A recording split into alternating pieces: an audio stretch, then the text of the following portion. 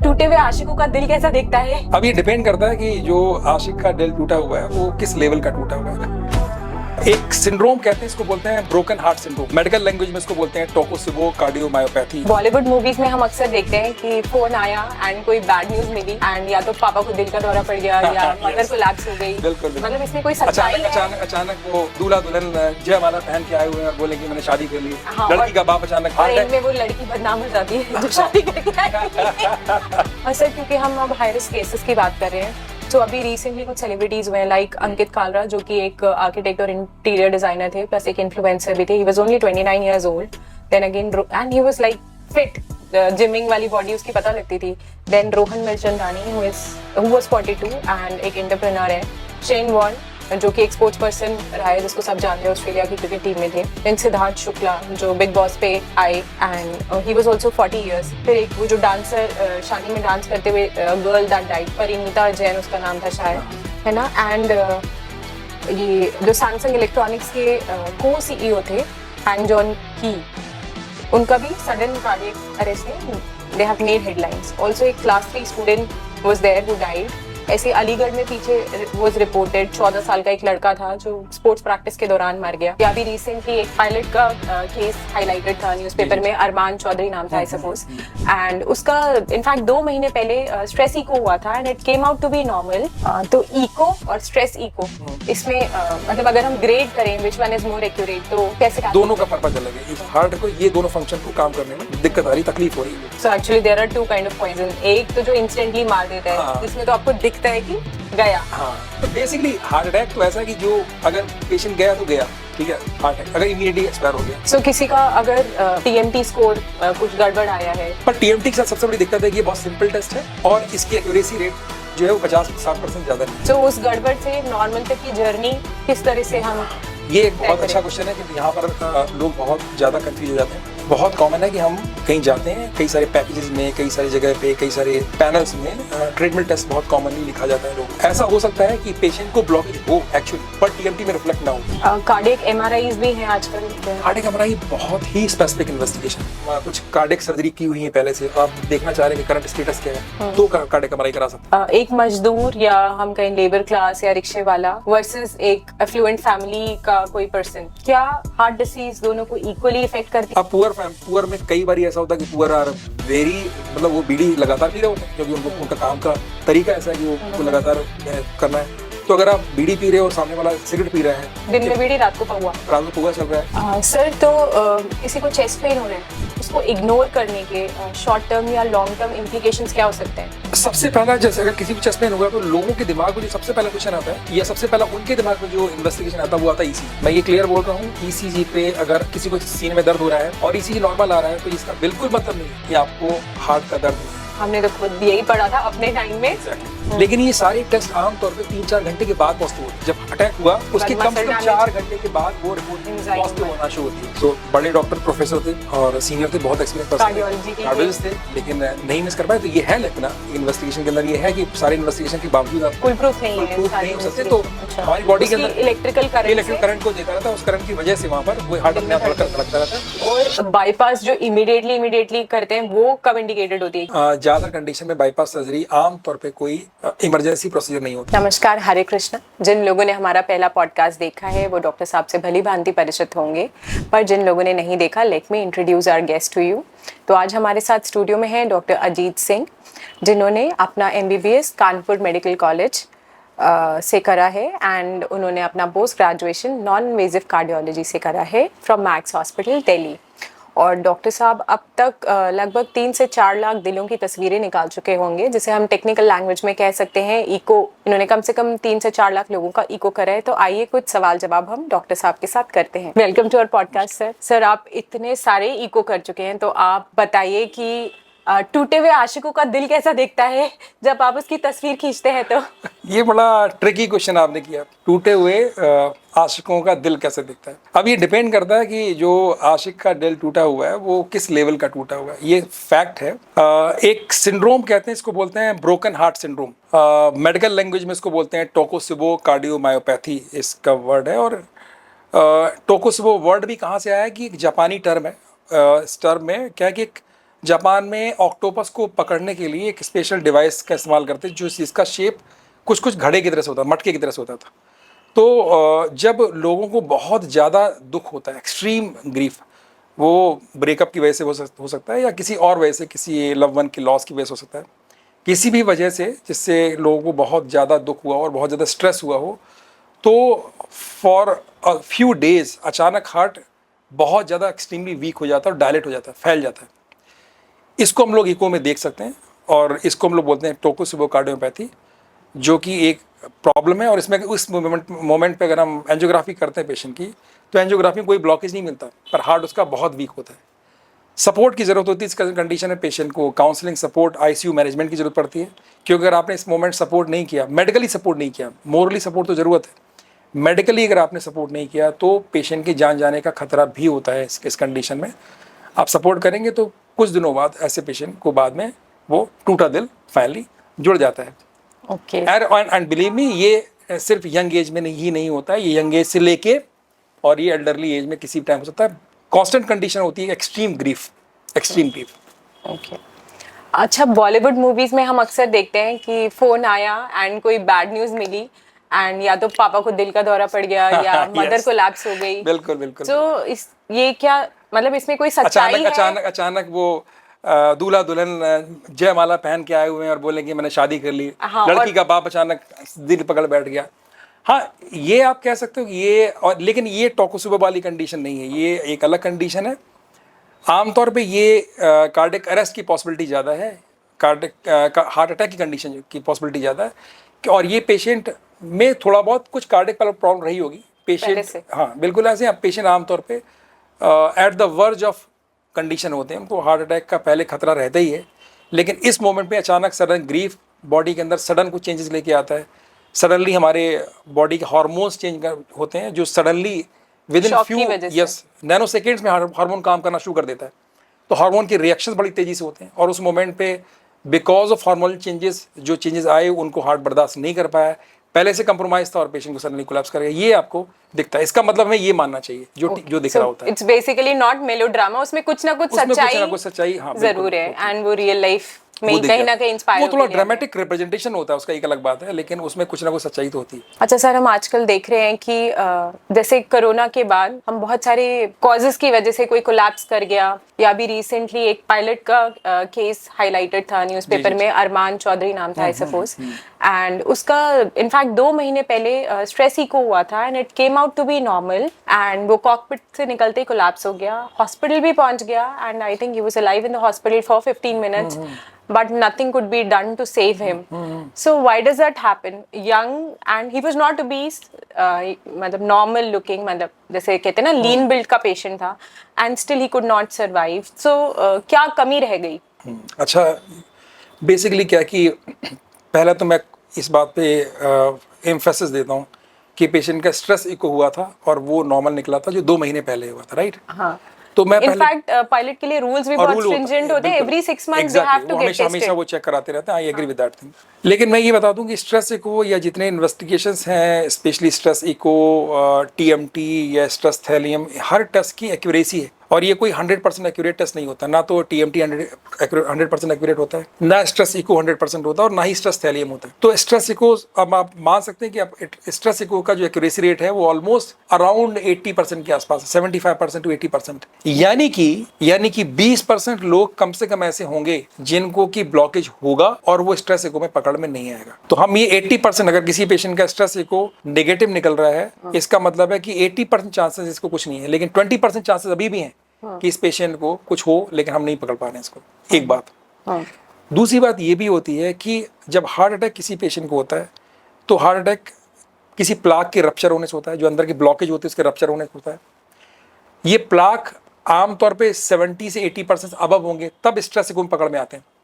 लेकिन अगर वो प्लाक जो है 40-50% का है, तो वो अटैक तो कॉज करा सकता है, लेकिन वो स्ट्रेस इको में पकड़ में आता ही नहीं है। तो ये 2 लेक्यूना है, मेजर लेक्यूना है, जो स्ट्रेस इको में होते हैं।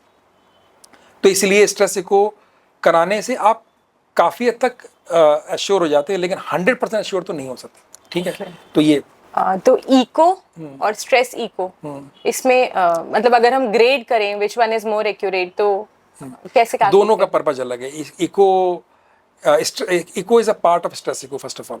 Okay echo is a part of stress echo. Echocardiography is a kind of ultrasound of heart. तो हम करते क्या है कि हम पेशेंट को अल्ट्रासाउंड मशीन से स्कैन करते हैं स्पेशल प्रोब के थ्रू हार्ट को, हर स्ट्रक्चर को देखते हैं, उनके सारे चैम्बर्स कैसे हैं, उनमें वेल्व कैसा है, काम कर रहा है, कोई लीक तो नहीं है, कोई ब्लॉकेज तो नहीं है, हार्ट की पावर कैसी है, हार्ट में कोई कोई चैम्बर फैल तो नहीं रहा है ना, ये सब कोई डैमेज तो नहीं है, पुराना कोई अटैक तो नहीं है, ये सारी चीजें मेजर चीज देख पाते हैं, कोई क्लॉट तो अंदर भरा हुआ नहीं है, ये सारी चीजें आपको इकोकार्डियोग्राफी में दिखती हैं। तो आप इस इको के थ्रू आप ऑलमोस्ट 70 to 80% इन्फॉर्मेशन आप मिल जाती है आपको हार्ट के बारे में, काफी हद तक इन्फॉर्मेशन इको से मिल जाती है। लेकिन इससे क्या नहीं मिलता है, इससे में सबसे मेजर चीज़ जो नहीं मिलती है कि आप पेशेंट के ब्लॉकेज का लेवल नहीं बता सकते। ब्लॉकेज के बारे में कोई इन्फॉर्मेशन नहीं मिल रही, नो इन्फॉर्मेशन। वो सिर्फ ये बता रहा है हार्ट का ओवरऑल फंक्शन क्या करंट कंडीशन में। लेकिन जब आप स्ट्रेस इको कराते हो, स्ट्रेस इको का मतलब होता है कि पेशेंट को पहले हमने इको किया, उसके बाद पेशेंट को ट्रेडमिल मशीन पे वॉक कराया, और उसके बाद इमीडिएटली आफ्टर ट्रेडमिल टेस्ट हमने पेशेंट को इको के लिए वापस ले लिया। विद इन फ्यू सेकंड्स हमने दोबारा इको इमेजेस ले ली, और दोनों इमेजेस को हमने पहले वाली प्री इमेजेस और पोस्ट इमेज को हमने कंपेयर किया। इससे में ये क्लियर हो जाता कि जब हमने पेशेंट को स्ट्रेस दिया था तब पेशेंट की हार्ट के फंक्शन में कोई चेंज तो नहीं आया। अगर चेंज आया और हमें वो परसीव कर लिया, इसका मतलब ब्लॉकेज है। ये इंटरप्रिटेशन है। ब्लॉकेज दिख नहीं रहा आपको, आप because of the difference in the function आप ये इंटरप्रीट कर ले रहे हो कि पेशेंट को ब्लॉकेज है, ठीक है। और इसीलिए इसकी एक्यूरेसी रेट जो है वो सिर्फ 80%, ठीक है। तो आप 80% कंडीशन में जान पाओगे कि ब्लॉकेज पॉसिबिलिटी है, 20% तो अभी भी बच जाता है। ओके दो ये डिफरेंसेस बेसिकली। तो थैलियम स्कैन जो हम बोलते हैं उसमें क्या होता है? स्ट्रेस थैलियम टेस्ट में हम लोग एक स्पेशल डाई का इस्तेमाल करते हैं, रेडियो एक्टिव मटेरियल का इस्तेमाल करते हैं। रेडियो एक्टिव मटेरियल जो है वो भी हमारे ब्रेन, हमारे हार्ट के अंदर पहुंचता है, और हार्ट के अंदर वो जो हिस्सा ब्लॉकेज वाला पार्ट होगा, हार्ट में जो उस ब्लॉकेज से रिलेटेड जो भी हार्ट की मसल्स होंगी, उन मसल्स में ये रेडियो एक्टिव मटेरियल नहीं पहुंचेगा। तो बेसिकली एक गामा एक कैमरा होता है, उस कैमरा से हम देखते हैं, उस कैमरे से दिख जाता है कि जब पेशेंट रेस्ट में था तब कितना उसमें उसके अंदर वो गया हुआ था, मटेरियल गया हुआ था, और जब उसने एक्सरसाइज करी तो कौन कौन सी जगह पे अब मटेरियल नहीं गया, राइट। इनमें जो डिफरेंस होगा उस डिफरेंस को हम पकड़ लेते हैं, और इससे हमें अंदाजा लग पाता है कि कोई हिस्सा ऐसा है जो ब्लॉकेज वाला हिस्सा है, देख पाते हैं। पर purpose of the stress thallium and stress echo and TMT are the same, कि ये बेसिकली ब्लॉकेज के बारे में आपको इंडिकेशन दे रहे हैं, इशारा कर रहे हैं। पर ये बिलीव मी, ये सिर्फ इशारा कर रहे हैं, ये ब्लॉकेज आपको दिखा नहीं रहे हैं। दिखाने के लिए सिर्फ दो ही टेस्ट हैं, या तो आप सीटी एंजियोग्राम की बात करें, यानी सीटी कोरोनरी एंजियोग्राम की बात करें, या कन्वेंशनल एंजियोग्राफी की बात करें। सिर्फ दो ही टेस्ट ऐसे हैं जो एक्चुअली ब्लॉकेज को दिखाते हैं कि ये ब्लॉकेज है यहाँ पर। बाकी जितने भी टेस्ट हैं, चाहे वो टीएमटी हो गया, या स्ट्रेस इको हो गया, या स्ट्रेस थैलियम हो गया, ये कोई आपके ब्लॉकेज को दिखाते नहीं अपने आप। तो हम थैलियम किन केसेस में इंजेक्ट करते हैं, या हर केस में करते हैं, या when is thallium scan indicated?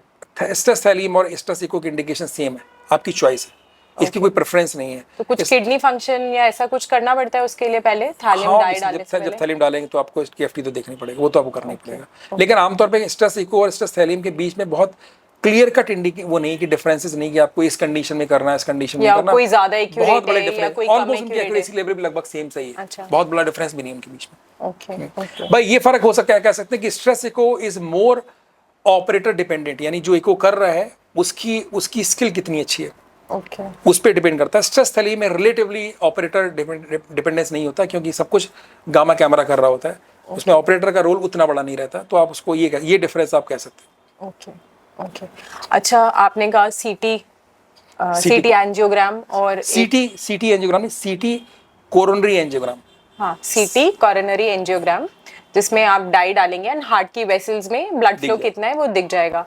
पर ये बिकॉज आजकल हम देख रहे हैं ना, लीन सब्जेक्ट्स में भी इतना हो रहा है, तो किन को आप सीटी कोरोनरी एंजियोग्राम एडवाइस करते हो, या क्या क्राइटेरिया है कि कौन लोग कराएं सीटी कोरोनरी एंजियोग्राम? सीटी कोरोनरी एंजियोग्राम का पर्पज जो है ना, हमारी नज़र में, मेरी वैसे काफ़ी लोग कई अलग अलग कंडीशन कराते हैं, पर एक नॉर्मली हम लोग कराते हैं उन लोगों में जिन लोगों में रिलेटिवली हायर रिस्क है लेकिन क्लियर कट कंफर्म्ड सिम्टम नहीं है। पेशेंट को रिस्क हाई है, मैं एग्जांपल बता दूं, पेशेंट को डायबिटीज़ है, पेशेंट को ब्लड प्रेशर रहता है, पेशेंट की एज मोर देन 35-40 ईयर हो चुकी है, ठीक है, और उसको बहुत क्लासिकल सिम्टम चेस्ट पेन वगैरह के नहीं है, राइट। ऐसे पेशेंट को आप सीटी कोरोनरी एंजियोग्राम थ्रू जा सकते हैं कि आप करा के देख लो। और बेसिकली इस सीटी कोरोनरी एंजियोग्राम का रोल ज़्यादा इसमें है कि हम रूल आउट कर पाएँ कि इस पेशेंट को ब्लॉकेज नहीं है। वी वॉन्ट, हम चाहते हैं कि सीटी कोरोनरी एंजियोग्राम नॉर्मल निकले और हम कह दें यार तुम्हें कुछ नहीं है, आप घर जाओ, ठीक है। तो बेसिकली इसका पर्पज रूल आउट करना ज़्यादा है, ना कि डिटेक्ट करना। क्योंकि जब हम डिटेक्ट करते हैं तो इसका जो परसेंटेज ऑफ डिटेक्शन, जैसे ये एंजियोग्राम बोलता है कि 70% ब्लॉकेज है या 60% ब्लॉकेज है, तो इसमें कई बारी कुछ फ्लक्चुएशन मिलते हैं। जब आप एंजियोग्राफी कराते हो तो वहाँ की और इसके रिपोर्ट में कुछ डिफरेंसेस आपको मिल सकते हैं। हम मानते, क्योंकि जब कोरोनरी एंजियोग्राम हो रहा होता है तो वो आपको बिल्कुल थ्री डायमेंशनल आपको कई अलग अलग व्यू दिखाता है। यहाँ पर आपके पास वो उतने व्यू नहीं होते, वो आपका उतना वो स्किल हमारे पास एंजियोग्राफी में, जो सीटी कोरोनरी एंजियोग्राम में उतने व्यूज नहीं होते हमारे पास। अच्छा, जितने व्यूज हमारे पास वहाँ पर होते हैं किसमें? कन्वेंशनल एंजियोग्राफी में। कन्वेंशनल एंजियोग्राफी में ज्यादा व्यूज मिल जाते हैं, ठीक है। तो आपको वहाँ ज़्यादा व्यूज मिलते हैं। आप कई जगह से घूम के एक किसी ब्लॉकेज को कई अलग अलग एस्पेक्ट से देख के ना ब्लॉकेज का सही अंदाजा लगा पाते हो। सीटी एंजियोग्राम में चूंकि प्रोसेस हो चुका होता है, आप सिर्फ स्क्रीन पे कुछ देख रहे होते हो, तो कई बार आपको उतना अच्छा सा नहीं दिखता है। तो अगर हम दोनों की बात करें तो डेफिनेटली कन्वेंशनल एंजियोग्राम जो होता है वो ऑलमोस्ट 100% के आसपास 95 to 100% एक्यूरेट माना जाता है, जबकि सीटी coronary angiogram around 85 to 90% accurate होता है, क्योंकि इसमें परसेंटेज के बारे में बहुत सी जानकारी नहीं होती, ठीक है। तो हम बेसिकली पर्पज हमारा ये है कि अगर हम किसी पेशेंट को जिसको हम कि बहुत कोई एग्रेसिव इन्वेजिव प्रोसीजर में नहीं ले जाना चाह रहे कि वो जाके एंजियोग्राफी कराए, और हम ये भी चाहते हैं कि हमें एक कोरोनरीज के बारे में एक सही सी इन्फॉर्मेशन भी मिल जाए।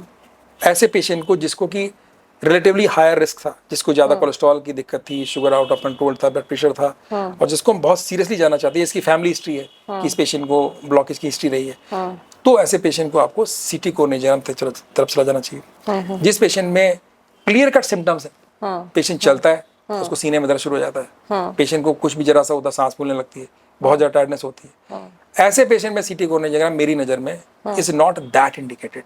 क्योंकि हमें जब भी ये लगेगा कि सीटी एंजियोग्राम किसी पेशेंट का 90% 90% का ब्लॉकेज बता रहा है, हमें वापस कन्वेंशनल की तरफ जाना पड़ेगा, क्योंकि ट्रीटमेंट मॉडलिटी वहीं से क्लियर होगी। अगर सीटी एंजियोग्राम ये बताता है कि ब्लॉकेज है, तो आप क्या करेंगे, हम लोग ये करेंगे जाओ एंजियोग्राफी कराओ, नॉर्मल एंजियोग्राफी कराओ।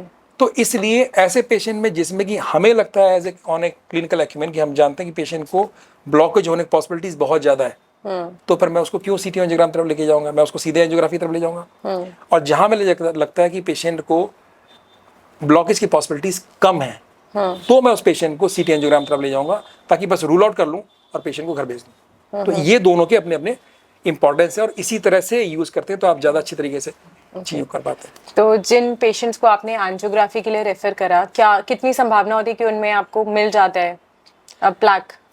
ऑलमोस्ट 100% में ही मिलता है या 90% में? जिसको सीटी कोरोनरी एंजियोग्राम के लिए मैंने एडवाइस किया, हाँ, एंजियोग्राफी के लिए। एंजियोग्राफी तो आप कह रहे हो ना कि जब शॉर्ट होता है हमें क्लिनिकल डायग्नोसिस कि इसको निकलेगा ही, तो ओनली देन हम सीटी एंजियो बोलते हैं। यस, अगर पेशेंट को क्लियर कट सिम्टम्स हैं तो मानिए कि आप ऑलमोस्ट 90% कंडीशन में, मोर देन 90% कंडीशन ब्लॉकेज मिलता है। मतलब ऐसे मानिए कि आमतौर पे अगर पेशेंट बहुत क्लासिकल सिम्टम्स लेके आता है, तो 90% से ज्यादा केस में उसको ब्लॉकेज मिलता है। एंड देन वो साथ साथ एंजियोग्राफी जब कर रहे होते तो प्लास्टी भी हो जाती है। हाँ, उसके बाद आपके पास चॉइस है depending upon the type of blockage, कहाँ पर ब्लॉकेज हैं, कितने ब्लॉकेज हैं, किस लोकेशन पे हैं, कितने बड़े ब्लॉकेज हैं, ओवरऑल कंडीशन क्या है, पेशेंट का प्रोफाइल क्या है, पेशेंट की एज क्या है, उसके अकॉर्डिंगली हम ये डिसाइड करते हैं कि किसी पेशेंट को एक्चुअली एंजियोग्राम में सिर्फ एंजियोप्लास्टी करनी, स्टेंट डालना है, या पेशेंट को बाईपास सर्जरी करनी है, या पेशेंट को मेडिकल ट्रीटमेंट पे रखना है। तीनों ऑप्शन उसके पास ही ओपन हो जाएंगे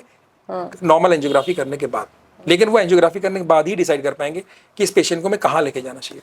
अभी हम बात करेंगे जो हाई रिस्क केसेस होते हैं उनको हम फर्दर या और वेल डिफाइंड इन्वेस्टिगेशंस एडवाइस करते हैं। और सर, क्योंकि हम अब हाई रिस्क केसेस की बात कर रहे हैं, तो अभी रिसेंटली कुछ सेलिब्रिटीज हुए हैं लाइक अंकित कालरा, जो कि एक आर्किटेक्ट और इंटीरियर डिजाइनर थे, प्लस एक इन्फ्लुएंसर भी थे। He was only 29 years old, then again and he was like fit, gymming वाली बॉडी उसकी पता लगती थी। Then Rohan Mirchandani who was 42 and एक एंटरप्रेन्योर है। शेन वॉर्न जो कि एक स्पोर्ट्स पर्सन रहा है, जिसको सब जानते हैं, ऑस्ट्रेलिया की क्रिकेट टीम में थे। देन सिद्धार्थ शुक्ला जो बिग बॉस पे आए and he was also 40 years. फिर एक वो जो डांसर शादी में डांस करते हुए girl that died, Parineeta Jain उसका नाम था शायद, है ना। एंड ये जो सैमसंग इलेक्ट्रॉनिक्स के को सीईओ थे हैंग जॉन ही, उनका भी सडन कार्डियक अरेस्ट ने they have made headlines. Also एक class 3 student was there who died.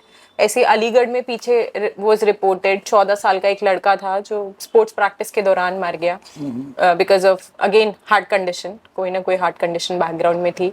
तो फिर ऐसे में जहाँ देखने में या तो ये कि भाई ओबीस है या ब्लड प्रेशर है या चलो फैमिली हिस्ट्री थी, वहाँ पे कार्डियक कोई इश्यू आ रहा है, समझ आता है। बट ये अपेरेंटली हेल्दी पीपल हुआ, देखने में भी फिट एंड कोई ऐसा मेजर ब्लड प्रेशर या शुगर का कोई प्रॉब्लम नहीं, तो वहाँ पे हम कैसे हम बोलेंगे, कैसे इनको स्क्रीन करें कि ऐसा कुछ ना आए प्रॉब्लम। देखिए, मैं अभी बताऊं कि जितने भी आपने नाम बताए ना, ये बात सही है, इनमें से काफ़ी लोग फिट और वो थे, लेकिन हम इसके बाद भी ना इन सब चीज़ों को ना फिर भी हम लोग अभी भी हम किसी ट्यूबुलर विजन पे देख रहे हैं। हमने एक बहुत ही किसी की पर्सनालिटी को, उनकी लाइफ को हमने बहुत ही लिमिटेड एस्पेक्ट्स में ही देखा है। हम उनकी लाइफस्टाइल का कोई बहुत ही बेसिक इन्फॉर्मेशन मिली हुई है। हम पूरे दिन का उनका रूटीन नहीं जानते, हम पूरे दिन को सोने का तौर तरीका नहीं जानते, हम उनके स्ट्रेस के बारे में बिल्कुल नहीं जानते। हम ये भी नहीं जानते कि वो खाने में क्या ले रहे हैं, किस टाइप की चीज़ ले रहे हैं। आई एग्री विद यू कि ठीक है वो जिम कर रहे हैं, जिम जा रहे हैं, पर मैं ये भी देखता हूँ जिम के साथ में लोगों ने बहुत सारी चीज़ें ऐड करी जो कि ऑथेंटिक नहीं भी थी। ऐसा भी चल रहा है। तो जिम जाना और fit body is not equivalent to और नॉर्मल हेल्दी बॉडी। पहली बात तो ये माननी पड़ेगी। आपने अगर हेल्दी आप जिम जा भी रहे हैं, आपने अच्छे से 6 पैक्स बना लिए, एप्स बना लिए, इसका ही मतलब नहीं है कि आप बिल्कुल फिट होने के लिए उन एप्स का होना बहुत जरूरी नहीं है, पर है तो अच्छी बात है। पतले होना भी इज नॉट अ क्राइटेरिया। मैं देखती हूं आजकल पतले लोग तो भी वो क्राइटेरिया। इशू ये है कि उसके साथ साथ और क्या क्या है। बहुत सारे ऐसे लोग हैं जो ड्रग एडिक्ट होते हैं, स्लो ड्रग ले रहे होते हैं। बहुत सारे ऐसे लोग हैं जो रात को नींद नहीं ले रहे हैं प्रॉपर, कोई 3 घंटे सो पा रहा है, कोई 4 घंटे सो पा रहा है। बहुत एक्सट्रीम स्ट्रेस वाली लाइफ भी लोग हैं जो इन सब चीज़ों में डॉक्यूमेंटेड नहीं है। जितने भी आपने नाम गिनाए हैं इनमें कोई ये डॉक्यूमेंटेशन नहीं कि लोग कितना सोते थे, कितना जगते थे, कितना क्या रहता था। हम सब ये जानते कितना प्रेशर था, उनके बारे में जानते ही नहीं। हम उनके बारे में बहुत लिमिटेड बात जानते हैं कि वो फिट थे और वो किसी सेलिब्रिटी थे, इसके बारे में जानते हैं। अब बात आते हैं कि वो लोग जो छोटी उम्र, कम age is not a criteria कि पेशेंट को हार्ट की दिक्कत नहीं हो सकती। बिलीव मी, मेरे अपने खुद की एक रिलेटिव ऐसी थी जिनको बहुत कम एज में उनकी हार्ट अटैक हुआ at the age of almost 16-17 year और उसकी डेथ हो गई। और मुझे पता है कि वो हार्ट अटैक की वजह से डेथ हुई थी, एंड जस्ट बिकॉज ऑफ की फैमिली में कोलेस्ट्रॉल की हिस्ट्री थी और इसकी वजह से ऐसा हुआ। तो अगर किसी के घर में, किसी की फैमिली में कोलेस्ट्रॉल की हिस्ट्री है, अगर किसी के फैमिली में कार्डिक हिस्ट्री है, जैसे कि एक डिजीज़ होती है, इसका नाम होता है हाइपरट्रॉफिक ऑब्स्ट्रक्टिव कार्डियोमायोपैथी या हाइपरट्रॉफिक कार्डियोमायोपैथी। ये 2 चीज़ें ऐसी हैं जो कि फैमिली में रन कर जाती कभी कभी। तो फैमिली में किसी एक को है तो दूसरे को भी हो सकती है। तो ऐसे पेशेंट में वो यंग एज में भी उनके लिए वो खतरनाक है। So this is a genetic problem. ये जेनेटिक प्रॉब्लम है। जैसे hypertrophic obstructive cardiomyopathy is autosomal dominant disorders, right. तो इसमें क्या होता है कि फैमिली में अगर किसी फैमिली को अगर हुआ तो बाकी के फैमिली मेंबर को भी चेक करना पड़ता है, क्योंकि बाकी फैमिली मेंबर को भी हार्ट की प्रॉब्लम होने के रिस्क काफ़ी ज़्यादा है। और ऐसे लोगों में सडन कार्डियक अरेस्ट का रिस्क रहता है। और सडन कार्डियक अरेस्ट का रिस्क ये नहीं होता है कि आमतौर पे हार्ट चल रहा होगा और चलते हुए अचानक स्टॉप कर जाएगा। नो, वो ऐसा हो सकता है कि आप चल रहा होगा और बीच में अचानक उसको एबनॉर्मल डेंजरस रिदम आएगी, जिसको बोलते हैं डेंजरस एबनॉर्मल रिदम। उसका टेक्निकल टर्म है वेंट्रिकुलर टैकीकार्डिया या वेंट्रिकुलर फिब्रिलेशन, यानी धड़कन का बहुत एबनॉर्मली आप एबनॉर्मल हो जाना और उससे सडनली हार्ट को ना पूरी बॉडी को टिश्यू सप्लाई करना बंद कर देता है और थोड़ी देर बाद में अरेस्ट में चला जाता है हार्ट। तो ये कंडीशन ऐसी कंडीशन में आती है जबकि लोगों को हाइपरट्रॉफिक ऑब्स्ट्रक्टिव कार्डियोमायोपैथी हो, उस कंडीशन डेवलप हो जाती है। और भी कुछ जेनेटिक डिसऑर्डर्स होते हैं जिसमें ऐसा होता है, ईसीजी में कुछ चेंजेस भी होते हैं। और कोलेस्ट्रॉल वाली कंडीशन जो फैमिली में रन करती है, तो उनमें जिनमें फैमिली में रन कर रही है उसमें यंगर एज में भी 12-15 साल के बच्चों में भी हाई कोलेस्ट्रॉल हो सकता है, जिसमें हम कहाँ चेक कराते हैं। हम छोटे 15 साल के बच्चों में कभी हार्ट की जांच तो करते ही नहीं है। रेयरली हम लोग कभी सोचते भी होंगे कि हार्ट में किसी को दिक्कत हो सकती है। पर मेरी नज़र में जिनकी फैमिली में ऐसा कुछ हो रहा है उनको, उनकी फैमिली में तो यंगर एज से बच्चों को हार्ट की जांच करनी चाहिए। सो अगर आप पेरेंट्स हैं और नहीं, अगर आप कपल हैं और आप बच्चा प्लान कर रहे हैं, तो क्या पहले कोलेस्ट्रॉल अपना अगर ये लोग मेजर करा लें या जो भी इस तरह के इंडिकेटर्स हैं उनमें कुछ एबनॉर्मेलिटी आती है उसको पहले ठीक करें फिर कंसीव करें, will it help the child to be उससे जेनेटिक मोर तो चेंज हेल्दी? नहीं होगी। नहीं, जेनेटिक तो आप ऑटोसोमल डोमिनेंट वो अदर कंडीशन कह रहे हो जहाँ पे कोलेस्ट्रॉल ज्यादा है सिर्फ। अगर कोलेस्ट्रॉल ज़्यादा है भी तो अगर आप कंसीव करने से कंसीव करने से पहले अगर आप चेंज कर भी रहे हैं तो अपना कोलेस्ट्रॉल बेटर कर दिया, लेकिन उससे ऐसा कोई एविडेंस तो नहीं है, ना ऐसा कोई भी ट्रायल हुआ है कि उससे कुछ जो आने वाला बच्चा होगा उसका कोलेस्ट्रॉल उसमें better tendency to gain. Diabetes में तो ऐसा है, डायबिटीज़ में ऐसा है कि शुगर वाले पेशेंट में अगर डायबिटिक मदर है और उसका आपने डायबिटीज़ को कंट्रोल कर दिया या अनकंट्रोल्ड डायबिटीज मदर ने बच्चा डिलीवर किया तो दोनों में कॉम्प्लिकेशन रेट अलग अलग होते हैं। लेकिन कोलेस्ट्रॉल के केस में अभी ऐसा कोई, एटलीस्ट मुझे नहीं मालूम कि अभी ऐसा क्लियर कट कोई एविडेंस नहीं है कि जो बताए कि ऐसा कुछ डिफरेंस आ सकता है। तो उस पर्सन के लिए जो दोनों कपल हैं उनकी अपनी हेल्थ के लिए तो कोलेस्ट्रॉल को कंट्रोल करना ठीक है, पर उनके कोलेस्ट्रॉल कंट्रोल करने से आने वाला बच्चा क्या कंट्रोल्ड लिपिड कोलेस्ट्रॉल के साथ होगा, इसके बारे में बहुत क्लियर कट एविडेंसेस तो नहीं दिख रहे हैं।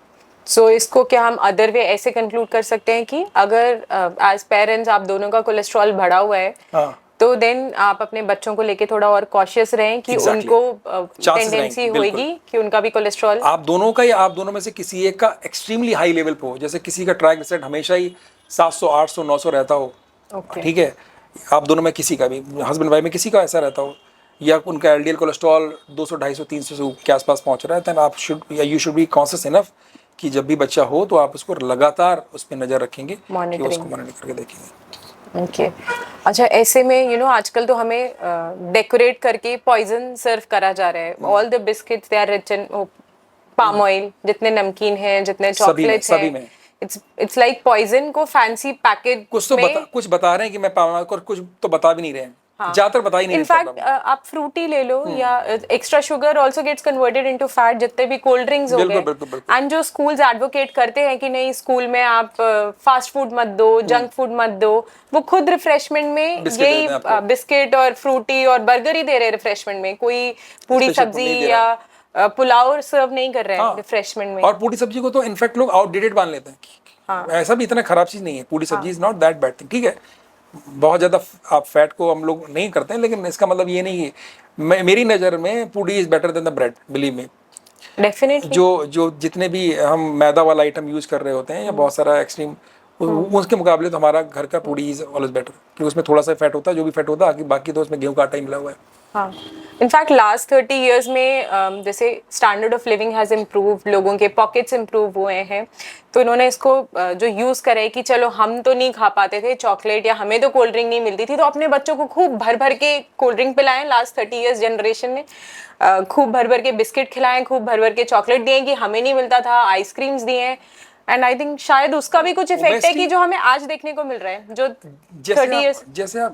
जैसे आप यूएस में देखते हो कि आपको वहाँ पर चाइल्ड ओबेसिटी बहुत एक्सट्रीम पे पहुंची हुई है, और हमारे यहाँ देखो तो अब जो नई जनरेशन आ रही है, जो नई जनरेशन है उसमें जो वेल टू डू लोग हैं, ठीक है, अर्बनाइजेशन जो अर्बन एरिया में है, वहाँ पर ओबेसिटी बहुत फ्रिक्वेंट हो रखी है। आप देखो छोटे छोटे बच्चों को जिनकी एज 2 साल 3 साल 4 साल होगी, वहाँ से शुरू हो चुकी है उनको ओबेसिटी, आगे जाके कैसे मैनेज करने वाला आई डोंट नो, बट अगर कोई बच्चा 3 4 साल 5 साल की उम्र में ओबीस होना शुरू हो गया है तो it will be very difficult for him कि वो बाद में आगे अपने आप को मैनेज करेगा, ठीक करेगा, क्योंकि हैबिट बनाने की आदत तो यहीं से शुरू हो जाती है, तो आप नहीं बना पाओगे, मुश्किल हो जाएगा। मुझे लगता है हम जैसे लोग तो ना कहते ही रहते हैं, but when it comes from someone in authority of speaking those things, तो एज डॉक्टर मुझे लगता है आपको स्कूल से अपील करनी चाहिए कि when you are writing it in diary कि आप फास्ट फूड मत भेजिए, तो स्कूल में ये जो हम बर्थडे पे होते हैं ना टॉफी और चॉकलेट डिस्ट्रीब्यूट कर रहे हैं, या रिफ्रेशमेंट में हम कोल्ड ड्रिंक और जूसेस, या मैच के बाद भी आजकल तो जैसे मैच हुआ तो चलो भैया सब बच्चों को कोल्ड ड्रिंक दे दी, उसकी जगह बनाना दे दो, या look for some healthier options. पर मैं थोड़ा सा मैं उतना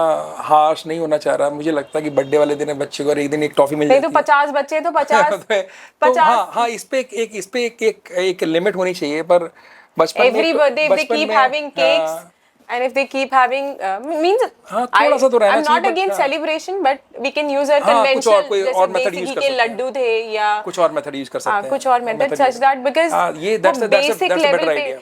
basic level पे if one child is doing other one also wants to do it that's a- and हम उसके health consequences देख रहे हैं बच्चों में अस्थमा कितना ज्यादा है obesity जबरदस्त। कितना ज्यादा है they have no immunity बच्चे आते हैं every 15 days वो बीमार बीमार है पड़ कुछ ना कुछ बीमारी है क्योंकि immunity नहीं because they're not having fruits वो मीठा जब चॉकलेट से आपने पूरा कर लिया तो कौन केला खा रहे हैं और करेगा कौन चीकू खा रहे हैं मतलब ही नहीं। So like that.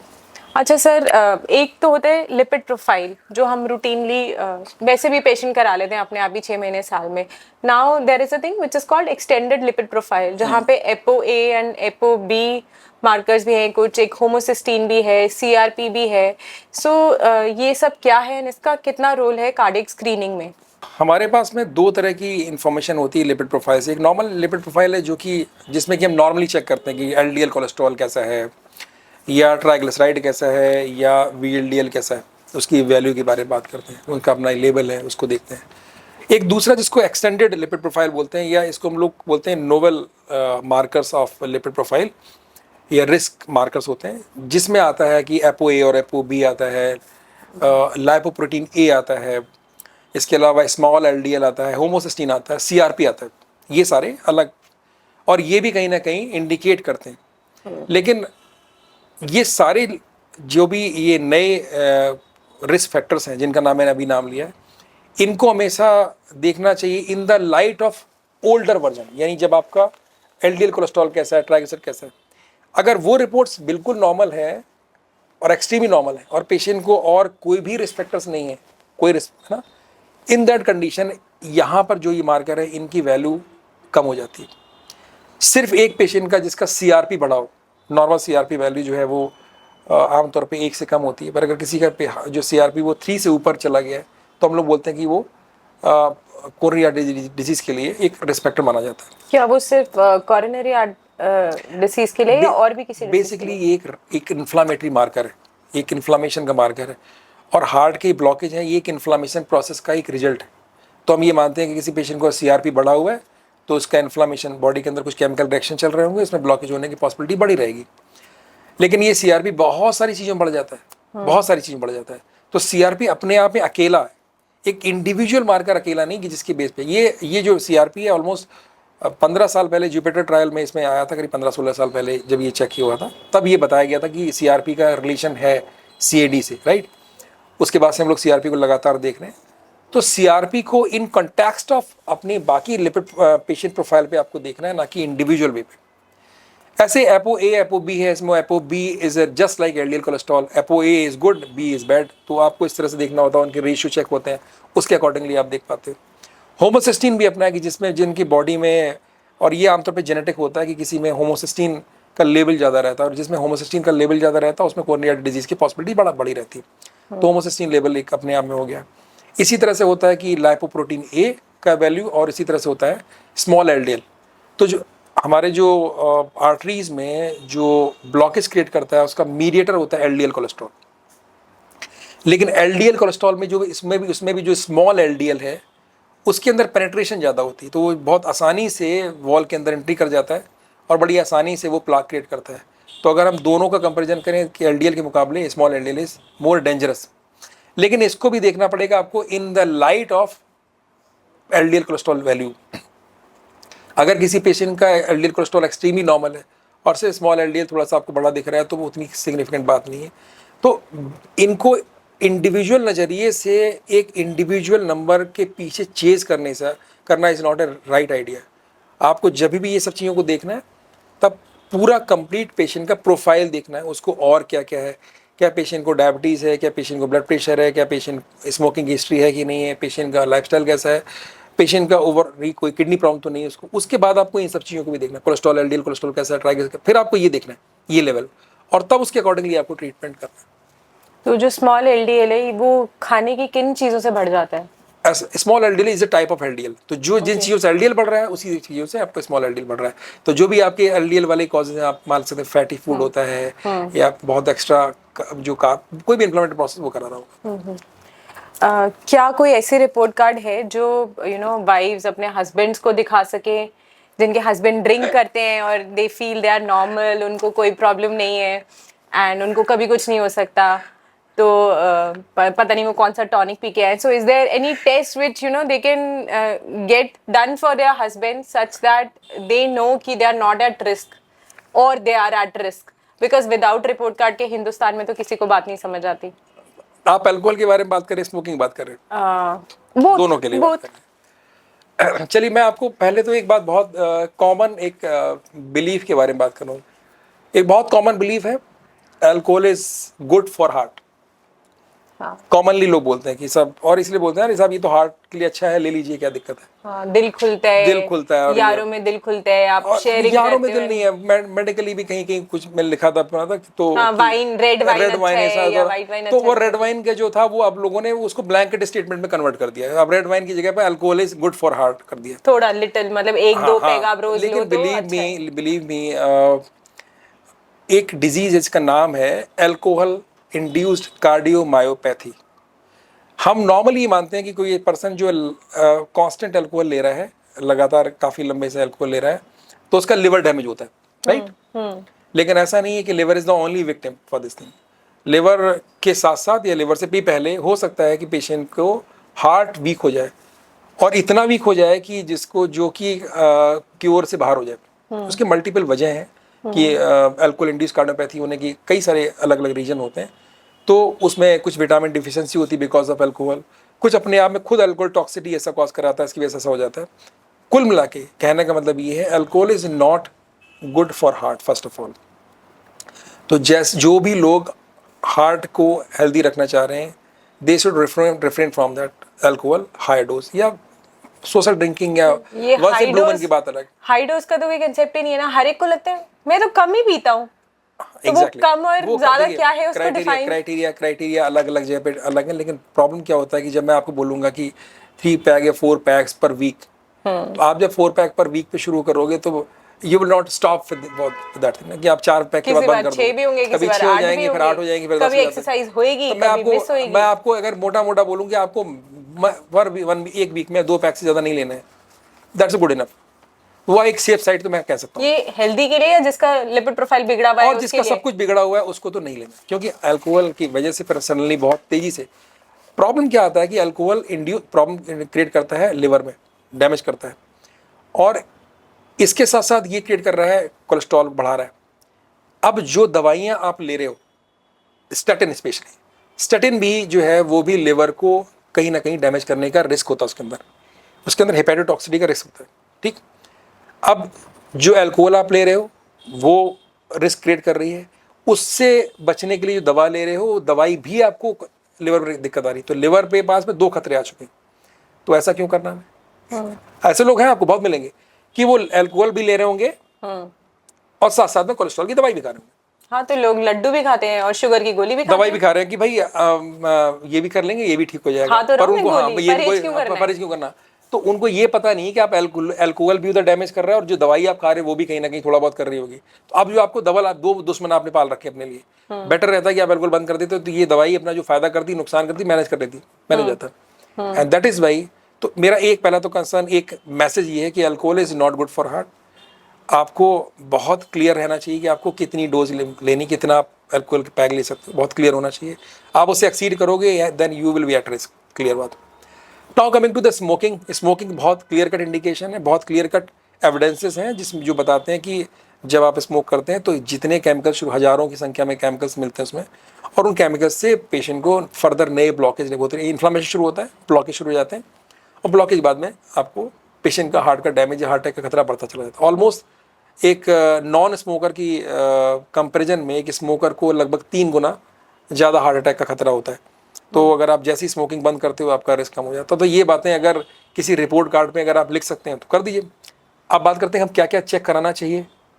इसमें भी अब डब्बे पे लिखा है स्मोकिंग किल्स, फिर भी लोग कर लेते ही, तो और उन्हें क्या सबूत चाहिए और इससे ज्यादा कि सरकार डिब्बे पे लिख के दे रही है कि कैंसर का फोटोग्राफ भी लगा रखा है इतना बड़ा सा, उसके बाद भी वो, अब तो वो लोग बोलते हैं वो वाला चाहिए जिसमें कैंसर दिख रहा है आपको। तो अब तो उसमें आप कुछ नहीं कर सकते, जो नहीं भी पढ़ा लिखा वो फोटो देख के समझ जाए कि कितना नुकसान करती है। नहीं कर सकते, आप कुछ नहीं कर सकते। लेकिन ये कि हाँ, अगर आप ले रहे हैं तो कम से कम रेगुलर मॉनिटरिंग होती रहनी चाहिए, जिसमें कि normal kidney function test, liver function test आपके होते रहना चाहिए, HbA1c, क्योंकि डायबिटीज़ होने का खतरा बढ़ा रहता है।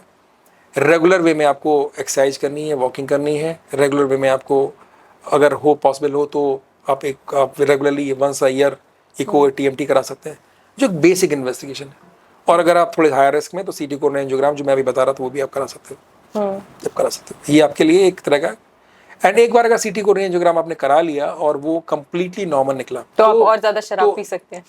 नहीं, तो मैं ये कह सकता हूँ कि पेशेंट को नहीं, ये वो तो अलग बात है ना। नहीं, पीने वाला तो ऐसे ही सोचता है नॉर्मल है। मैं आपको मैं वो डिफरेंशिएट वो उसको भी क्लियर करूंगा कि वो एक तरफ तो जब आपने CT कोरोनरी एंजियोग्राम किया और वो बिल्कुल नॉर्मल निकला, उसमें 0 स्कोर कैल्शियम स्कोर निकला है, तो इसका मतलब है कि अगले 2-3 साल तक आपको ब्लॉकेज की पॉसिबिलिटी तो नहीं है कम से कम। तो ब्लॉकेज की तरफ से तो क्लियर हो गया, लेकिन अल्कोहल ब्लॉकेज करके हार्ट को डैमेज नहीं कर रहा है। अल्कोहल डैमेज कर रहा है सीधे मसल में इंसर्ट करके। ये अल्कोहल ब्लॉकेज नहीं कॉज कराता है। अल्कोहल क्या कराता है, वो मसल को सीधे सीधे डैमेज कर देता है। वो थ्रू आर्टरी, स्मोकिंग है वो ब्लॉकेज करके डैमेज कर रही है। अल्कोहल सीधा कर रहा है। तो अल्कोहल का कोई क्राइटेरिया नहीं है। अल्कोहल का आप सोचोगे कि अल्कोहल के मैं कोई जांच करा के दिख जाएगा, तो उससे कुछ आपको दिखेगा, मतलब वो मसल में डायरेक्ट एब्जॉर्ब हो रहा है और वीक कर रहा है, वो सीधे मसल को वीक कर रहा है जाके, वो सीधा वीक कर रहा है। जो स्मोकिंग है वो सीधे वीक नहीं कर रही, वो थ्रू आर्टरी ब्लॉक करने के बाद उसको वीक कर रही है। हार्ट मसल का वीक होना, इसको हम कैसे समझाएं पेशेंट को कि मसल वीक हो रही है तो वो अपना काम नहीं कर पाएगी, पंपिंग इफेक्टिवली नहीं कर पाएगी, जैसे आपकी बाइसेप वीक है तो आप लिफ्ट नहीं कर पाओगे वेट, सो ऐसे ही हार्ट पंप नहीं कर पाएगा सफिशिएंट एफिशिएंसी से। हार्ट का मेजर 2 काम होते हैं। एक अगर हम बात करें, एक काम होता है कि हार्ट पूरी बॉडी को के सारे टिश्यूज को, ऑर्गन को ब्लड सप्लाई करता है, और एक और इम्पोर्टेंट काम होता है कि वो लंग से ब्लड को खींचता है, सक कर लेता है। सारा ब्लड, लंग्स वाला ब्लड आता तो यही है ना। तो जब हार्ट वीक होगा तो इसके दोनों फंक्शन होते हैं वो कंप्रोमाइज हो जाते हैं।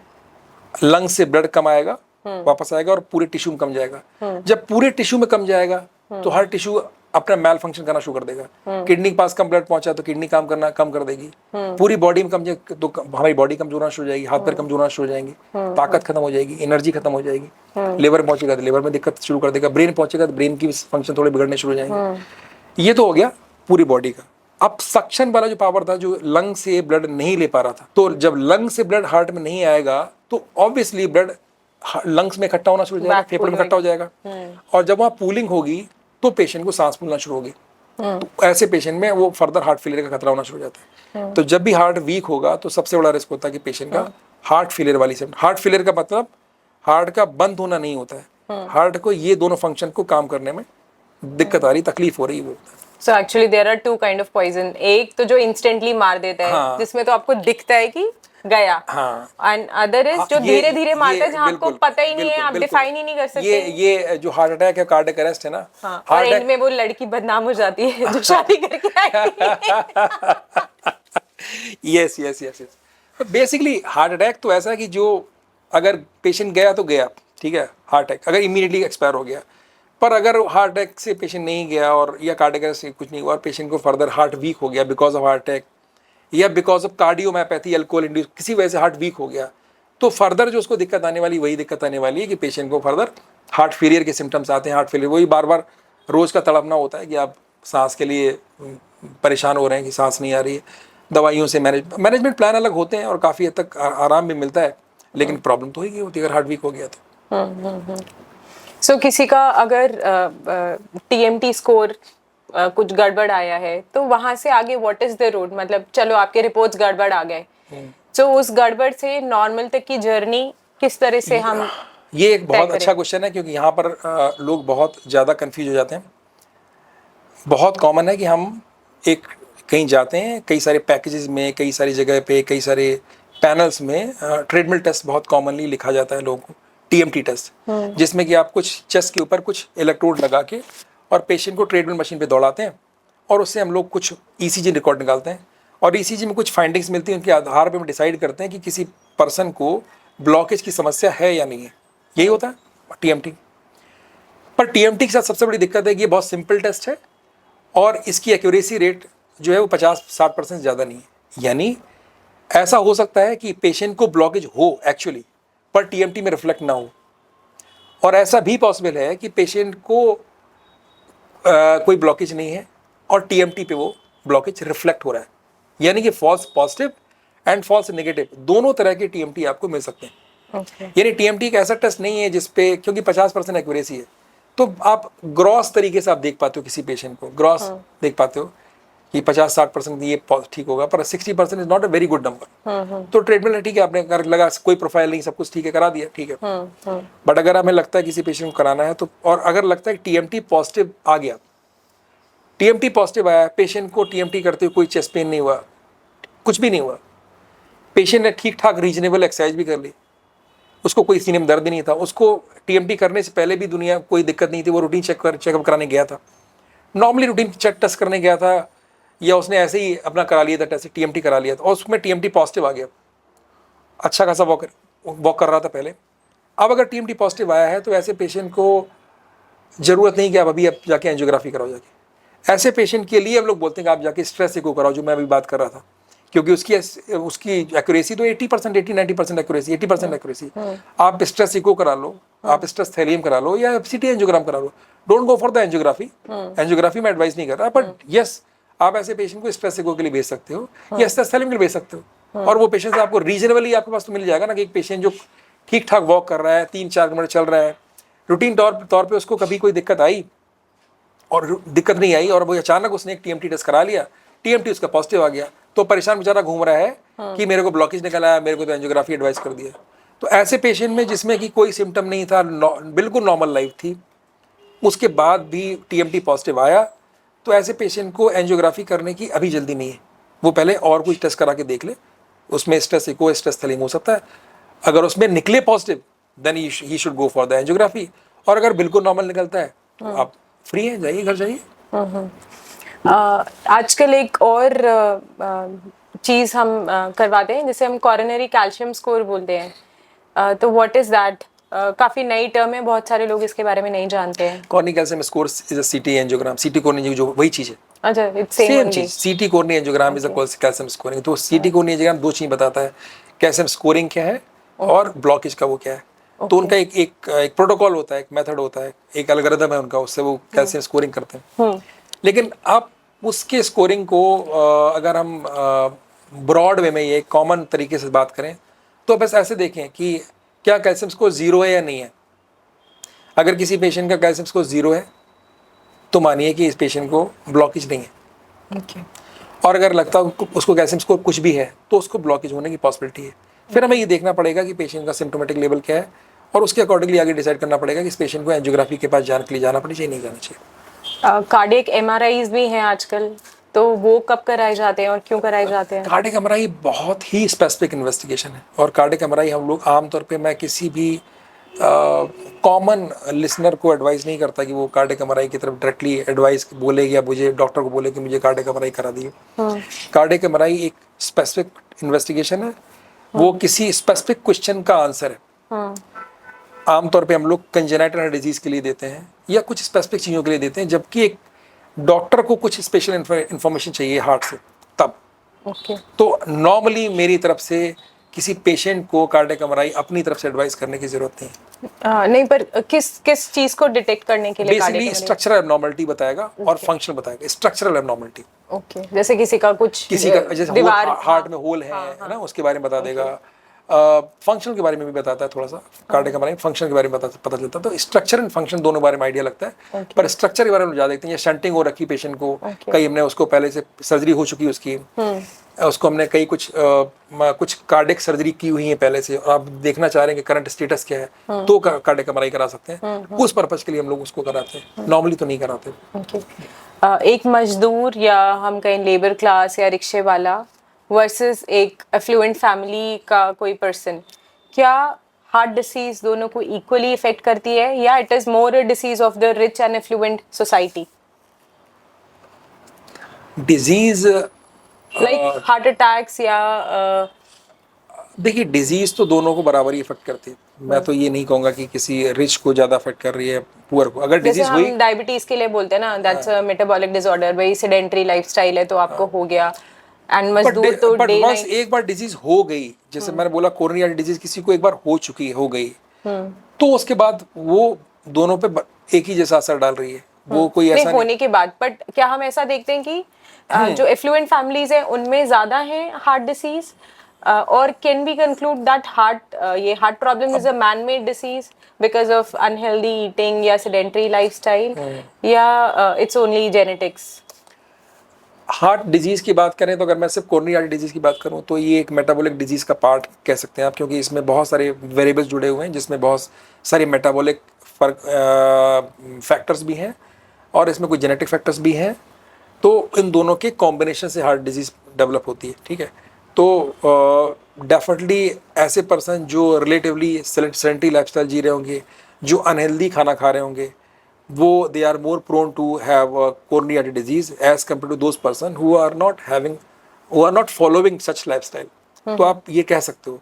अब पुअर में कई बार ऐसा होता है कि पुअर आर वेरी, मतलब वो बीड़ी लगातार पी रहे होते हैं, क्योंकि उनको उनका काम का तरीका ऐसा है कि वो उनको लगातार करना है।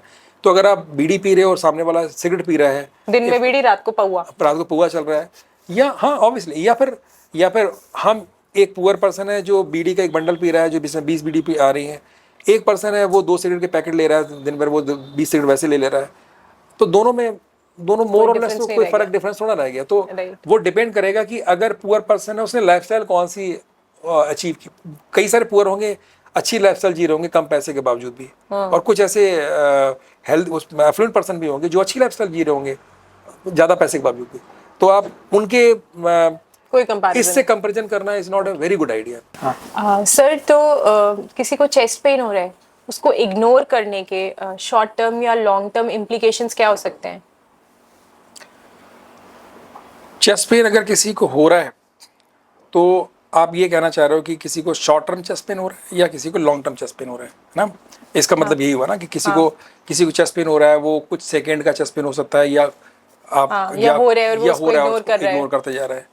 तो पहला तो ये कि दोनों चेस्ट पेन दो तरह के होते हैं आमतौर पे, कि एक या हम इसको कार्डिक नज़रिए से देखें तो वो चेस्ट पेन होंगे जो कार्डिक पेन होंगे, और एक ऐसे पेन होंगे जो नॉन कार्डिक होंगे। नॉन कार्डिक में कोई वजह हो सकती है, वो वजह हो सकती है कि रिब्स का पेन हो सकता है, गैस्ट्राइटिस का पेन हो सकता है, बहुत सारी वजह आप काउंट कर सकते हो। जहाँ तक सवाल कार्डिक वाला है, तो कार्डिक पेन यूजुअली कुछ मिनटों से लेके और कुछ घंटों तक का हो सकता है पेन, सबसे कॉमन बात। कैरेक्टर में आप ये मान सकते हैं कि पेन होता है आपको सीने में या इसके बीच लेफ्ट साइड दर्द होता है, लेफ्ट आर्म में रेडिएट करता है, राइट आर्म में भी जा सकता है, बैक में भी पेन जा सकता है, अम्बलाइकस से लेके जॉ तक के बीच में कहीं का भी पेन होगा तो वो हार्ट का पेन हो सकता है। तो पेन तो ये हो गया, पेन का कैरेक्टर हो गया।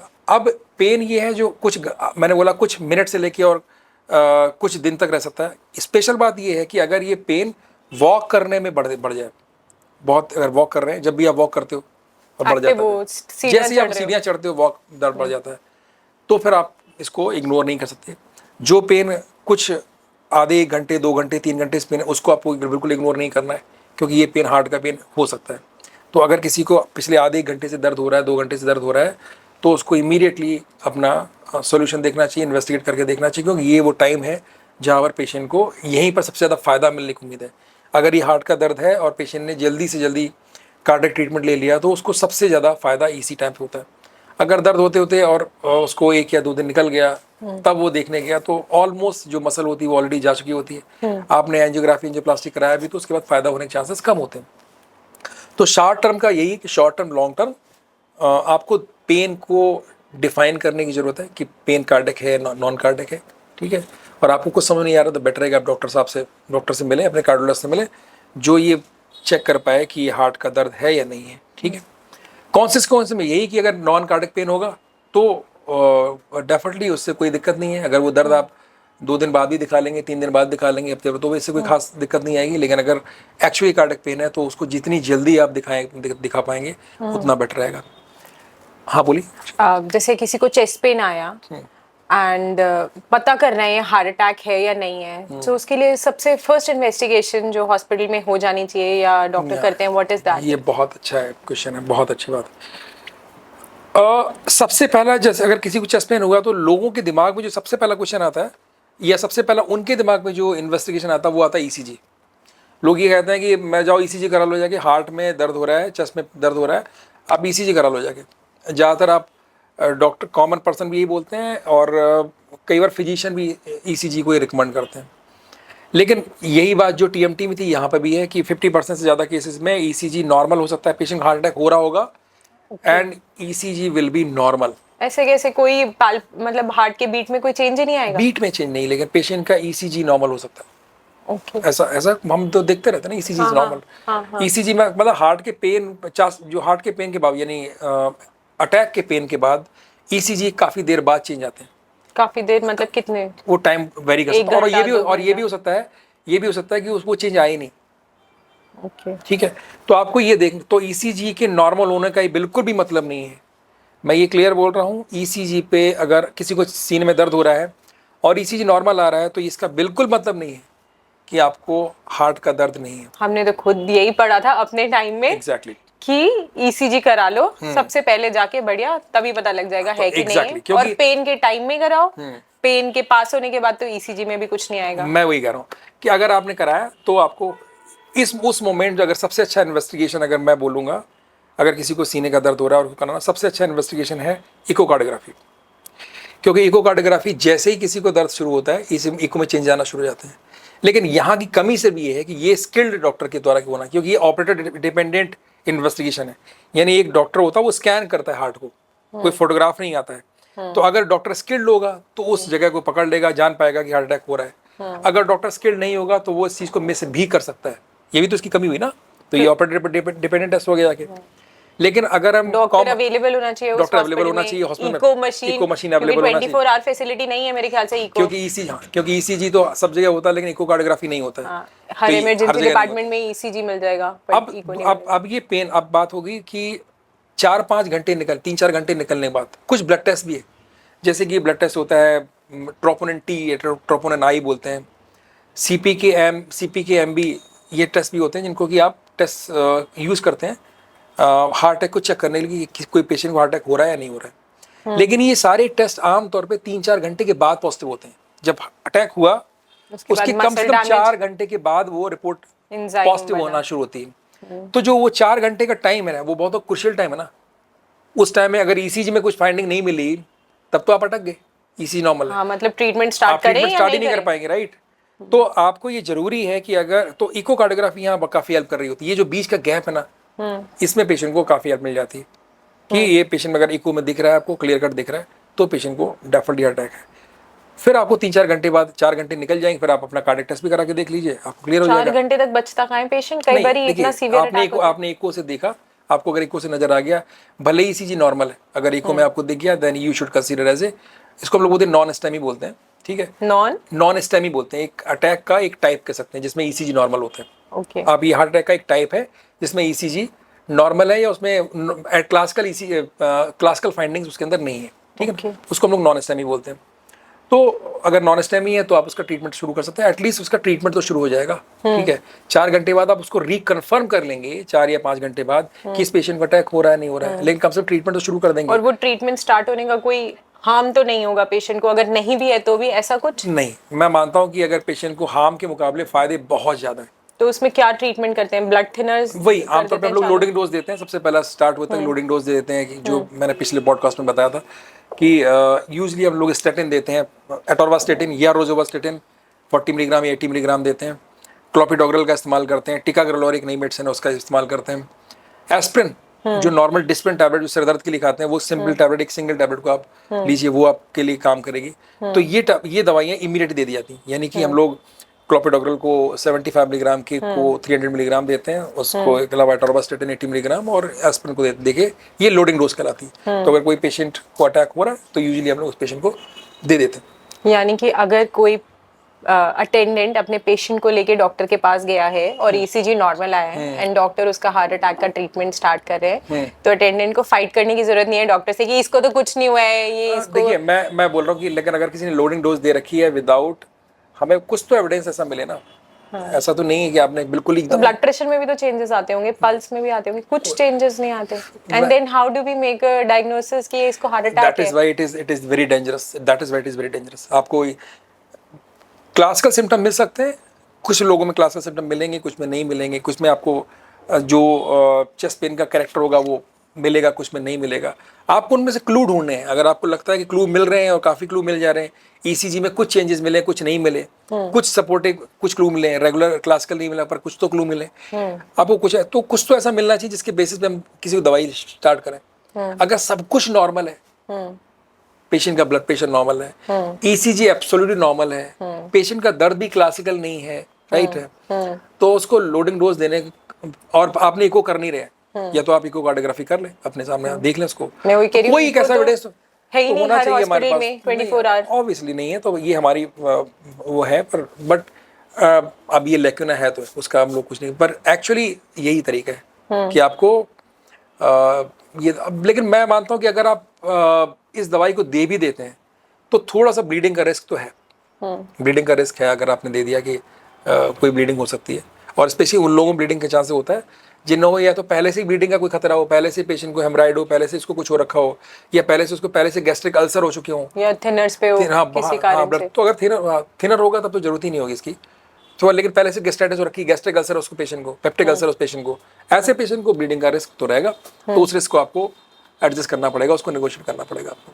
तो ये आपको जैसे ही अगर किसी को लग रहा है कि पेशेंट को डाउट है तो आप ये दवा दे सकते हो।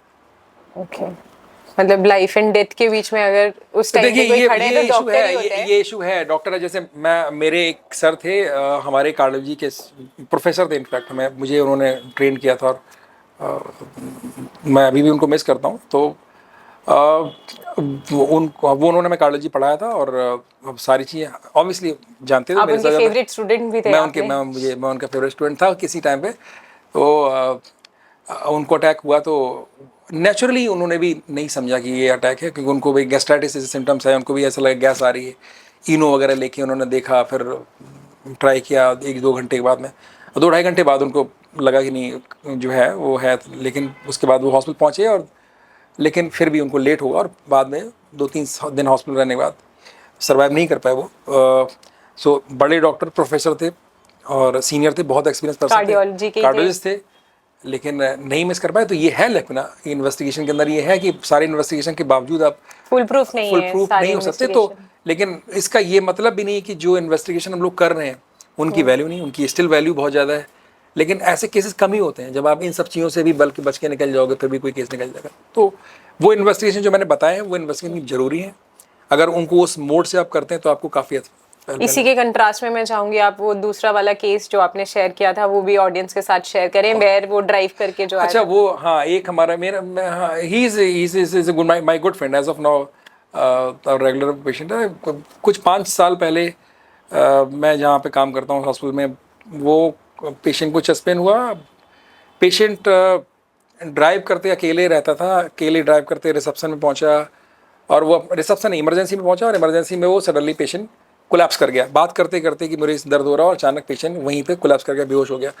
इमरजेंसी डॉक्टर्स ने उसको इमीडिएटली कोड ब्लू स्टार्ट किया, अनाउंस किया, सीपीआर शुरू किया। सारी टीम इकट्ठी हो गई, सीपीआर वहीं से करते करते उसको स्ट्रेचर पे सीपीआर करते करते लादा, उसको सीपीआर करते करते लिफ्ट में लेके गए, उसी सीपीआर करते करते लिफ्ट से उसको हम लोग अपने फ्लोर तक लेके गए जहाँ पर कैथ लैब हमारी, उसी सीपीआर करते करते पेशेंट अनकॉन्शियस पूरी तरह से, सीपीआर चल रहा है, उसको ऑलमोस्ट 30 मिनट के आसपास से सीपीआर दिया होगा। उसी सीपीआर के टाइम पे हमने उस पेशेंट को जो है हमारी टीम जो इंटरवेंशन कर रही थी उन्होंने उसी टाइम उसका एंजियोग्राफी किया, उसी मोमेंट सीपीआर करते करते पेशेंट का स्टेंट डाला, एंड लकली पेशेंट सर्वाइव। वो मेरे ख्याल से हफ्ते भर बाद पेशेंट डिस्चार्ज हो गया था, और आज भी बड़ा खुश है, बहुत ही इंजॉय करता है लाइफ, स्विमिंग करता है, मस्त रहता है, और मुझे बड़ा अच्छा लगता है वो देख के उसको कि वो पेशेंट इतनी मेहनत उसने करवाई थी हम लोगों से, पर वो पेशेंट बच गया था। बहुत अच्छे से बचा था। तो ऐसा अब ही वॉज लकी, और हमारे प्रोफेसर साहब वॉज नॉट दैट लकी कि वो नहीं कर पाए, पर होता है ऐसा, it happens and that is life, क्या कर सकते हैं। अच्छा दूसरा सर, ये जो पेसमेकर डालने का जो है व्हाट इज इट एक्चुअली, और कब डाला जाता है? आई हैव हर्ड कि कोई मैसिव हार्ट अटैक का विक्टिम आया है तो इमिडिएटली जो भी वहाँ पे ड्यूटी में रहेगा, अगर वो हो गया है क्लियर कि इसको ये है, तो आप पेसमेकर को आर्टिफिशियली थोड़े टाइम के लिए भी इम्प्लांट कर सकते हैं। व्हाट दैट टेक्निक इज, थोड़ा सा देखिए एजुकेशन दीजिए। ये बेसिकली क्या है ना, पेसमेकर दो तरह का होता है, एक होता है परमानेंट पेसमेकर, जो आपको पता होगा छोटी सी चेस्ट में छोटी सी पॉकेट लगा के एक डिवाइस होती है, एक हमारे कॉइन के बराबर की साइज की डिवाइस होती है जो हम लोग आमतौर पर लगा देते हैं, उसको कहते हैं परमानेंट पेसमेकर। और एक होती है जिसको बोलते हैं टेम्पररी पेसमेकर, सिंपल वायर होता है, उसके आगे एक मोबाइल जैसी एक डिवाइस कनेक्टेड होती है। तो ये उनमें लगाई जाती है किसी पेशेंट को इमरजेंसी कंडीशन में, कोई पेशेंट अचानक आया है जिस पेशेंट को कोई जिसको बोलते हैं कंप्लीट हार्ट ब्लॉक हुआ है, राइट, उसका हार्ट प्रॉपर तरीके से धड़क नहीं रहा है या बहुत स्लो धड़क रहा है, और उस मोमेंट पे हमें पेशेंट को एक पेसमेकर की ज़रूरत है। तो एक इमरजेंसी प्रोसीजर है, यूजली कैथ लैब में किया जाता है, पर ज़रूरत पड़ने पर हम लोग इसको आईसीयू सेटअप में भी कर सकते हैं, ठीक है। और ये ज़्यादातर जगह पे जहाँ पर कार्डियोलॉजी सेटअप है वहाँ पर ये होता है। कई बार क्या होता है कि ये जो ज़रूरत है पेसमेकर की, ये टेम्पररी ज़रूरत होती है, किसी खास वजह से पेशेंट के कुछ ब्लड में कुछ चेंजेस हैं, कुछ ऐसा हुआ है जिसकी वजह से पेशेंट को अभी ज़रूरत है, और हमें पता है कि हो सकता है 2 दिन बाद ज़रूरत ना पड़े, 3 दिन बाद ज़रूरत ना पड़े, तो उन 2-3 दिनों के लिए हम उस पेशेंट को एक टेम्पररी पेसमेकर रख देते हैं, इसको टीपीआई बोलते हैं। तो ये पेसमेकर क्या करता है पेशेंट में? ये बेसिकली एक वायर लगाया जाता है जो कि हार्ट को बीट खुद देता है। अच्छा, हमारी बॉडी के अंदर इलेक्ट्रिकल करंट को देता रहता है, उस करंट की वजह से वहाँ पर वो हार्ट अपने आप धड़कता रहता है, तो उससे उसको हार्ट का काम चलता रहता है। फिर हार्ट की खुद की धड़कन डेवलप हो जाती है कुछ दिनों बाद, अगर खुद हो जाती डेवलप तो कोई बात नहीं, और ऐसा लगता है कि हार्ट की धड़कन अपने आप डेवलप हो ही नहीं रही है, हमने देखा 2 दिन 3-4 दिन देख लिया और अब कोई उम्मीद नहीं है कि इसकी अपनी खुद की धड़कन आएगी, तो हम लोग परमानेंट पेसमेकर को एडवाइस कर देते हैं। फिर परमानेंट एक छोटी सी जो यहाँ पर पॉकेट बना के और लगा देते हैं, दैट इज कॉल्ड पीपीआई। तो ये जो दिल धड़कना बंद कर देता है, इसके पीछे क्या कारण? ये फिर it's because of heart attack और it's because of heart attack, ये इसमें हार्ट अटैक की वजह से भी ऐसा हो सकता है, हार्ट अटैक की वजह से ऐसा होता है, और बहुत सारे और वजह होती है, तो heart attack is one of them. तो हार्ट अटैक की कंडीशन में अगर आपको लग रहा है कि पेशेंट को टीपीआई की जरूरत है, तो फिर आप इसी वक्त में आपको जब एंजियोप्लास्टी कर रहे होते हैं उससे पहले टीपीआई करते हैं, फिर एंजियोप्लास्टी करते हैं। जब भी हमें ऐसा लगता है कि पेशेंट को अटैक हुआ और अभी पेशेंट को पेसमेकर जरूरत है, तो यूजली पहले पेसमेकर वाला काम खत्म कर देते हैं, पेसिंग कर दी उसकी, और फिर उसको हमने उसके बाद उसको वो कर दिया, तो ये भी कर देते हैं। ओके। और बाईपास जो इमीडिएटली करते हैं वो कब इंडिकेटेड होती है कि सडनली आप गए, आपको बोल दिया गया कि अब तो बाईपास करना पड़ेगा, तो पेशेंट कई बार स्टार्टल्ड हो जाते हैं, उन्हें लगता है वाकई में करना है या ये हॉस्पिटल बिजनेस कर रहा है अपना। So what you have to say on that? Bypass surgery के बारे में आप कह रहे हैं? हाँ, कई बार हार्ट अटैक है एंड आप लेके गए एंड वहाँ पे आपको बस जैसे स्टेंट तो चलो स्टिल इज अ छोटा procedure, bypass is a major surgery, तो उस टाइम पे सेकंड ओपिनियन का ये सब तो स्कोप होता नहीं है ना, आप मतलब पेशेंट को वापस लाओ, क्या करो, दूसरे हॉस्पिटल ले जाओ, कराना चाहिए नहीं कराना चाहिए, बड़ा डिलेमा हो जाता है अटेंडेंस के लिए। देखिए मैं बताऊँ आपको, ज़्यादातर कंडीशन में बाईपास सर्जरी आमतौर पे कोई इमरजेंसी प्रोसीजर नहीं होता, बिलीव मी। ज़्यादातर कंडीशन में बाईपास सर्जरी इलेक्टिवली करा जाता है। ऐसा नहीं होता कि पेशेंट को अटैक हुआ और अभी हम जाके बाईपास कर रहे हैं, ऐसा रेयर होता है। कभी कभी होता है, मैं ये नहीं बोलूँगा कभी नहीं होता, पर रेयर होता है। पर मोस्ट ऑफ द टाइम 1%, 2%, हाँ 2-4% कह सकते हैं, बहुत रेयर होता है, ठीक है। लेकिन ज़्यादातर केसेस जितने सी बाईपास सर्जरी होते हैं उन सारे केसेस में पेशेंट को स्टेबल करने के बाद ही बाईपास सर्जरी होती है। ओके। पेशेंट ऐसा नहीं होता कि अटैक हुआ और उसको अटैक के दौरान हाँ, और स्टेबल करने के बाद भी आपके पास चॉइस है। हाँ, यूजुअली हम लोग ये करते हैं, अगर पेशेंट को जो है बाईपास सर्जरी सिर्फ एक इमरजेंसी प्रोसीजर है जिसमें जब बोलते हैं लेफ्ट मेन डिजीज अगर हो रखी है और सिग्निफिकेंट लेफ्ट मेन डिजीज है तो हम लोग इमरजेंसी करते हैं। उस कंडीशन में तो आपके पास कोई चॉइस है ही नहीं इनफैक्ट, तब आपके पास कोई चॉइस नहीं, क्योंकि अगर आपने उसमें एंजियोप्लास्टी करने की कोशिश करी तो पेशेंट जो कोलैप्स नहीं होता वो हो जाएगा कोलैप्स। तो आमतौर पर वहाँ पर हम लोग अवॉइड करते हैं, पर लेफ्ट मेन में कभी कभी अगर बहुत क्रिटिकल नहीं है तो कुछ लोग एंजियोप्लास्टी भी करके निकाल लेते हैं, तो निकल जाता है, पर आप रिस्क रहता है पेशेंट को, तो वहाँ पर हमेशा bypass is a better choice. लेकिन उसको छोड़ के ज़्यादातर कंडीशन में bypass surgery is mostly elective procedure, तो आपको उसमें आपको पूरा टाइम मिलता है समझने का। अच्छा, जहाँ पर टाइम नहीं मिल पा रहा है, जहाँ लेफ्ट मेन है टाइम नहीं मिल पा रहा है, वहाँ वास्तव में पेशेंट पास टाइम नहीं है, पेशेंट पास टाइम नहीं है कि आप उसे बोलें। तो लेफ्ट वेन कैसे पता लगता है? लेफ्ट मेन एंजियोग्राफी बताती है। तो उस टाइम पे एंजियोग्राफी के लिए ले जाया जाता है पेशेंट को जब हार्ट अटैक में आया एंड वो डाई डाल के देखा।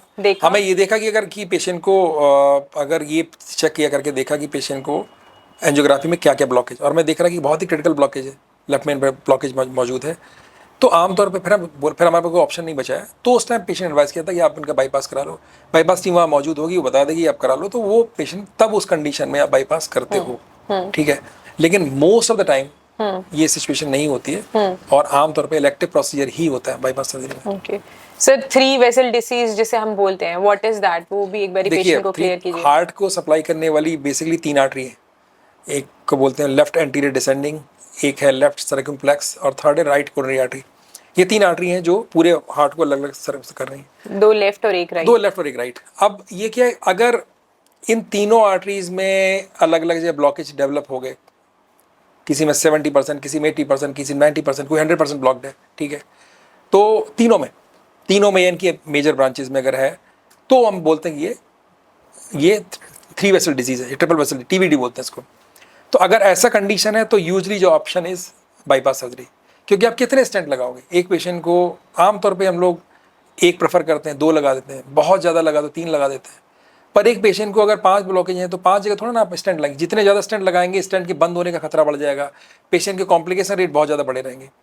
तो ज़्यादा से ज़्यादा जब ब्लॉकेज होते हैं तो उसको मैनेज करने का तरीका ये होता है कि पेशेंट को बाईपास सर्जरी की तरफ लेके जाए। अगर किसी पेशेंट को उस मोमेंट अटैक पड़ रहा है तो ये हो सकता है कि जो अटैक करने वाली आर्टरी है उसको शायद बाईपास से, एंजियोप्लास्टी से खोल दें, लेकिन बाकी जो ब्लॉकेज होंगे उनको बाईपास से बाद में मैनेज करा जाएगा, ऐसा भी करते हैं। तो अलग अलग मोड है इसके ट्रीटमेंट मॉडल के, वो टीम ही करती है, हमेशा उन्हीं टीम करती है। अभी आपने 3 वेसल्स बताए, 1 राइट और 2 लेफ्ट, तो ये बाईपास का इंडिकेशन कौन सी वाली वेसल के लिए आता है? बाईपास का इंडिकेशन होता है या तो ट्रिपल वेसल डिजीज हो या फिर लेफ्ट मेन डिजीज हो, यानी कि जो लेफ्ट, जिसमें बोला लेफ्ट सर्कमफ्लेक्स और लेफ्ट एलएडी है ना, जो लेफ्ट एंटी डिसेंडिंग, इन दोनों का जंक्शन जहाँ शुरू हो रही है, उस जंक्शन पे ही अगर ब्लॉकेज हो जाए, जंक्शन पे ब्लॉकेज अगर है ना उस जगह पे उसको लेफ्ट मेन बोलते हैं, तो वहां पर अगर ब्लॉकेज है तो दोनों आर्टरी को अफेक्ट कर रही है। ओके, तो पूरा लेफ्ट सिस्टम खराब खत्म हो जाएगा, पूरा खत्म। तो इसलिए आपको करना पड़ता है। सर, एक और चीज बहुत पॉपुलर हो रही है आजकल, जिसे बोलते हैं chelation therapy. So medical views उस पे क्या है? हमने मीडिया में, सोशल मीडिया में तो बहुत देखा है, but what is your opinion on that? Chelation therapy के बारे में ये है कि अगर मैं शॉर्ट बोलूँ तो ये एक केमिकल है EDTA। तो उस केमिकल को हम लोग यूज़ करते हैं कि अगर वो हम लोग IV देते हैं पेशेंट को, तो कोरोनरी आर्टरी के अंदर प्लाक में से कैल्शियम को रिमूव करता है। ओके, उसका कैल्शियम का रिमूवल का काम है, राइट। सो एक कुछ स्टडीज हुई थी, टैक्ट स्टडी करके कुछ हुई थी, 2013 में शायद स्टडी हुई थी, और उस स्टडी में जो कंक्लूजन निकला था, रैंडमाइज कंट्रोल ट्रायल था जो प्लेसबो बेस्ड था, और उसमें जब वो ट्रायल हुआ तो उससे ये पता चला कि हम उससे MI के चांसेस कम हो जाते हैं पेशेंट को अगर किसी को हमने चिलेशन थेरेपी दी। लेकिन ये उस स्टडी का पहला पार्ट था। बाद में जब वो स्टडी का फर्दर उसको रिव्यू किया गया तो ये देखा गया कि उसमें जो भी स्टडी का तरीका था वो सही नहीं था, और फर्दर आगे के जो एविडेंस थे वो उनके इस क्लेम को सपोर्ट नहीं कर रहे थे कि उससे MI, क्योंकि ये देखा गया कि उसमें जो टेक्निक है, जो ट्रायल का मेथड है वो फॉल्टी है, उसमें कुछ मिस्टेक्स हैं, और उससे आपने गलत तरीके से एक्स्ट्रापोलेट करके रखा है कुछ इन्फ्रेंसेस को।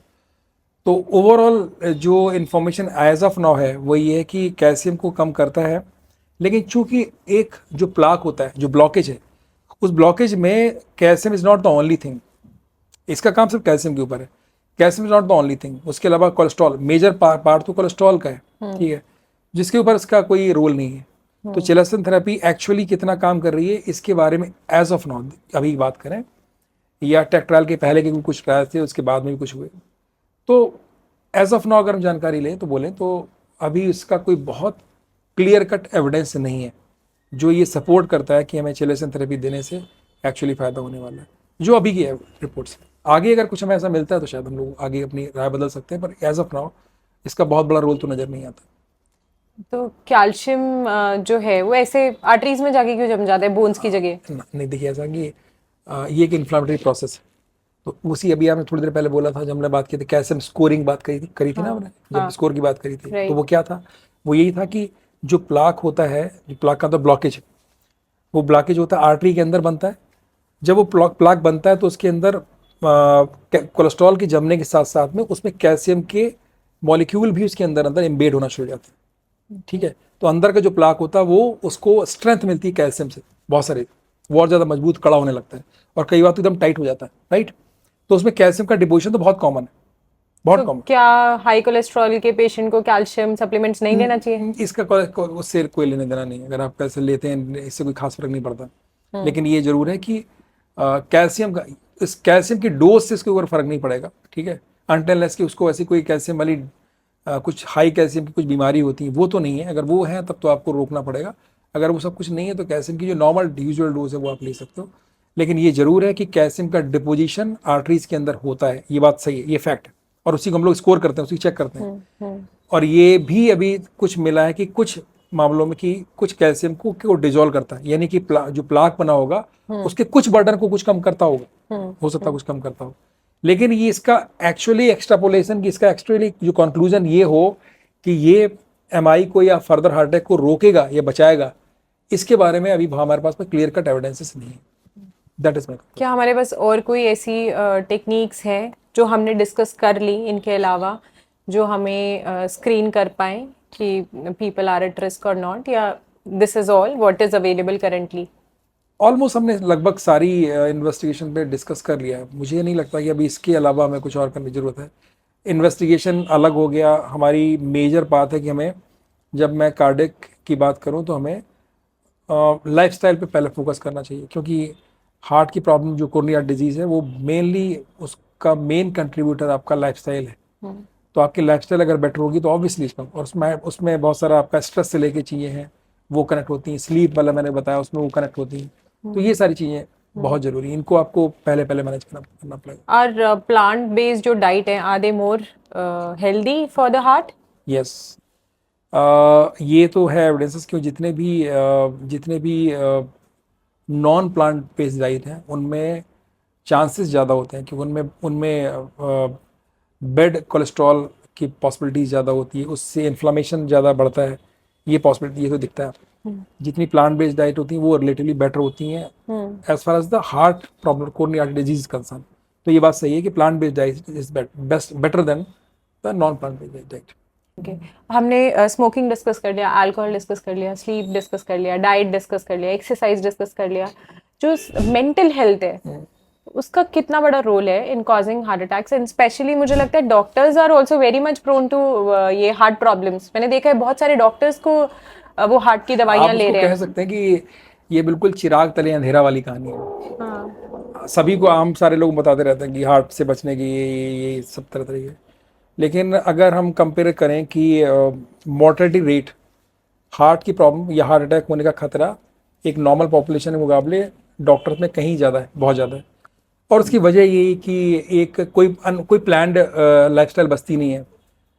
लेट नाइट कॉल्स आएगी, कभी रात में कोई कॉल आएगी, कोई वहीं पे हॉस्पिटल स्टे कर रहा है, कभी भी कोई आए, अनड्यू स्ट्रेस किसी पेशेंट को, अगर पेशेंट सिक है तो उसका अपना स्ट्रेस है, पेशेंट्स जो कई बार अटेंडेंट की तरफ से प्रेशर रहता है, तो इतना प्रेशर स्ट्रेस कंडीशन होता है की डेथ हो जाती है तो भी डॉक्टर को भी स्ट्रेस है, स्ट्रेस वो रहता कोई है, रियलाइज obviously या रहता है। रिकॉग्नाइज नहीं करता। देखिए वो प्रेशर तो रहता ही है ऑब्वियसली, जैसा कि नॉर्मली लोग लगता है कि doctor are indifferent to that death, ऐसा नहीं होता। डॉक्टर को भी बहुत खराब ही लगता है, और बहुत ज़्यादा खराब लगता है जिनका अपने यूनिट में कोई अपने डेथ हो यूनिट में जाए। किसी डेथ होती है, बहुत बुरा लगता है। अब ये कहने वाली बात है, लोग उसको कुछ भी ले लें, बट फैक्ट ये है कि डॉक्टर्स बहुत ज़्यादा प्रेशर में रहते हैं, और ये प्रेशर जिन जिन जगहों पर ज़्यादा प्रेशर है उन लोगों में हार्ट अटैक का खतरा बढ़ा रहता है।